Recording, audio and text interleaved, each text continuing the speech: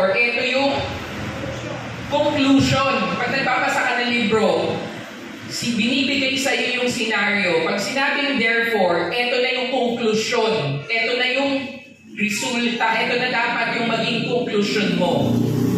Ang conclusion natin bilang Kristiyano is, therefore, now no condemnation to them which are in Jesus Christ. Kaya kapag kay Jesus ka na, dapat hindi ka na nako-condemn.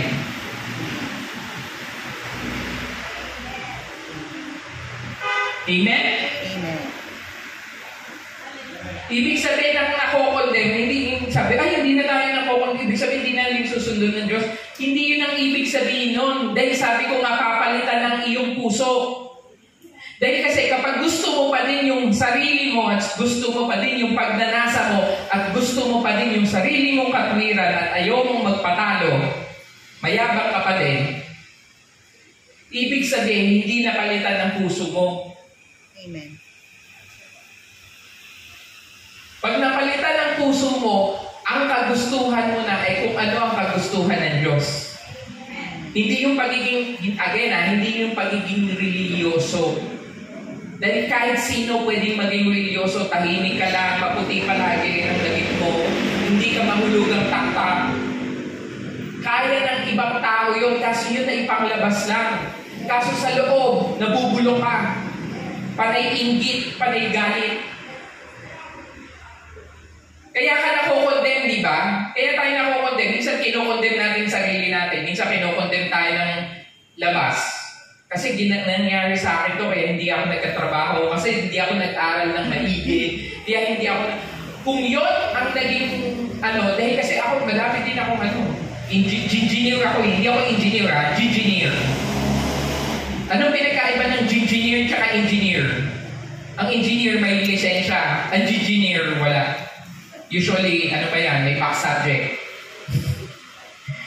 May back subject tsaka irregular. Oo. Ang tawag namin sa mga regular sa campus namin, regular, 90% ng engineering student sa LSLU, dun sa university kong 90% irregular, 10% lang ang regular sa amin. Ang tawag namin sa mga taong yun, alien. Dahil kasi pag bumagsak ka na ng Math 7, Math 6, Math 7, calculus yan, integral, differential equation, advanced mathematics. Nawawala na yung pagiging regular. Lahat dyan nagiging irregular na. Kaso, to the point, pag sinasabing condemnation, yung parang ibinabalik mo pa din sa sarili mo yung mga nagawa mo dati. Na kapag may masamang nangyari sa'yo ngayon, iniisip mo pa din na siguro pinuhusgahan pa din ako ng Diyos. Again, hindi ka na hinuhusgahan ng Diyos. Dahil kung hinuhusgahan ka ng Diyos, ibig sabihin, hindi pa tapos husgahan ng Diyos si Kristo. Ang konklusyon na husgahan na si Kristo. Totoo? Hindi. Totoo. Amen. Amen. Nahusgahan na si Kristo. Kung nahusgahan na si Kristo at lahat ng kasalanan niya, dahil kasi alam naman lahat ng reliyosong tao ito bakit namatay si Jesus sa krus? Para sa kasalanan natin. Kaso lahat ba naniniwala? Yun ang pagkakaiba. Dahil ang kaligtasan is through what? You are saved by grace through faith. It's not by your works, so no one can boast. Ibig sabihin, kailangan yung paniniwala na tinapos na ng Diyos lahat kay Kristo. Kaya ang resulta, wala nang kondemnasyon doon sa mga taong na kay Kristo. Who walk not after the flesh. Nakikita niyo yung conclusion?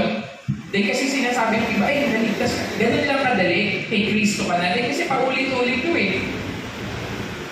Di ibig sabihin, malaya na kami gawin ng namin, hindi na dahil kasi binayaran na ni Kristo lahat. Ibig sabihin, past, future, present na kasalanan ko, binayaran na lahat. Nagkakamali ka, ang sabi dito, who walk not after the flesh. but after the Spirit. Dahil kung naintindihan mong namatay na si Kristo para sa'yo, hindi ka na nabubuhay sa laman, kung hindi sa Espiritu. Dahil ang hinahanap ng Diyos at sumasamba sa kasanya, nakita niyo yung sinabi ni Jesus dun sa babaeng Samaritana. Kaya ayaw niya munang paniwalaan si Kristo. Bakit? Dahil nakakapit siya sa reliyon. Sabi niya, kayo sumasamba kayo sa templo. Sino yung sinasabihan niya? Mga Israelita. Eh sino sila? Sila yung mga half-breeds eh. Sila yung mga anak sa labas ng mga Israelita sa mga hindi kababayan nila, mga hintil. Sabi kayo, nasamba kayo dun sa templo. Kami, nasamba kami dito sa bundok. Ano sabi sa kanya ni Kristo? Dadating ang panahon, ang Ama ay maghahanap ng mga sasamba sa Kanya sa Espiritu at katotohanan. Hindi sinabing sa damdamin. Hindi ko sinasabing huwag niyong i-cherish yung moment nyo. Sino naiiyak dito pag nagsaservice? Hindi dahil hindi magaling yung kumakanta. So, wala akong sinasabing hindi magagaling yung kumakanta sa atin. Ang daming magagaling kumanta dito. Paliban sa akin. Magaling lang ako kumanta pag nasa banyo. Pag nasa labas na, hindi na. Yes, na-experience natin yung Spirit. Tumatranscend sa emotions natin. Kaso, huwag mo palaging aasahan na yun ang hahanapin mo. Pag hindi mo na nadadama, hindi ko na nadadama si Jesus. Hindi ko na nadadama yung Spirit. Bakit di na ako naiiyak, di na ako kinikilabutan, di na ako na-excited sa church. Ang sinabi ng Ama, naghahanap siya ng mga mananampalataya sa Espiritu at katotohanan, hindi sa isip at damdamin. Dahil madami ako nakita umiiyak sa church na wala na sa church.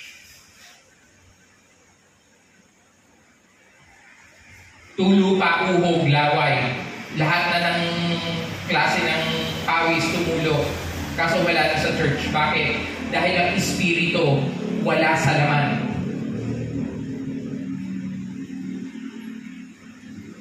Amen? Amen.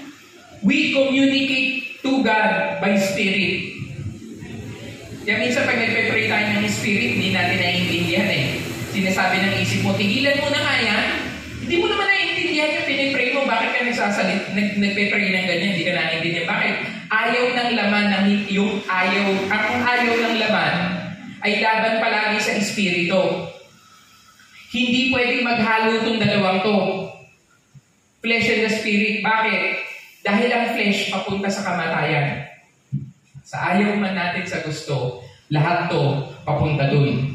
Sa lupa. Sa paso. Kung cremate ka, kaso ka sa paso. Kaso kung hindi ka i-cremate, sa lote ka.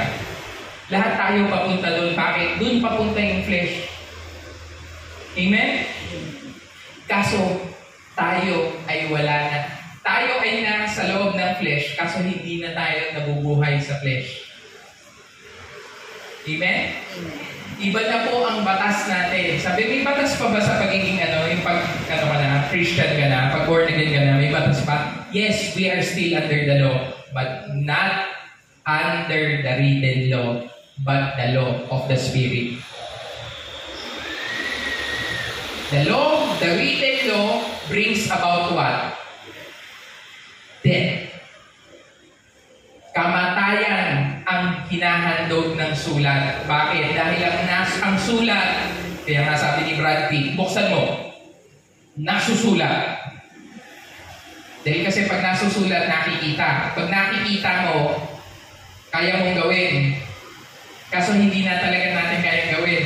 At lahat ng kaya mong gawin, papunta lahat saan? Sa kakulangan, sa kasalanan. Lahat ng kayang gawin ng laman, papunta sa kasalanan. Sino naniniwala doon? Amen. Amen! Yun ay hindi ko palagay yun Yun ay nakasulat sa salita ng Diyos. Dahil sinabi ng Diyos, eto, magaling nga eh. Ang sinabi ng Diyos, that your good works